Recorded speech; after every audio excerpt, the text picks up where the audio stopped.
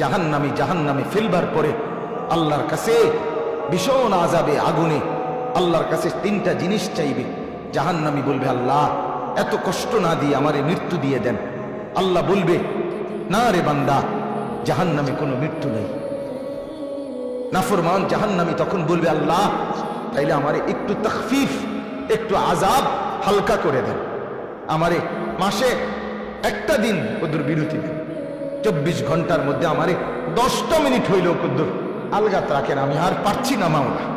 আল্লাহ তাআলা বলেন, ওয়ালা ইউখাফফাফু মিন আযাবিহা, না রে নাফরমান, 1 সেকেন্ডের জন্য জাহান্নামের আযাব কমানো হবে না। 3 নাম্বার নাফরমান বলবে, আল্লাহ তাইলে আমারে দুনিয়ায় একটু ফেরত যাইতে দেন, আমি নেক আমল করবো এবার গেলে। আল্লাহ বলেন, যে দূর হায়াত দিবে, নেক আমল করা যেত ওদ্দুর হায়াত দিয়েই তোমারে আনছি, আর ফিরবে কাল্লা, না না, দুনিয়ায় ফেরত যাওয়া যাবে না।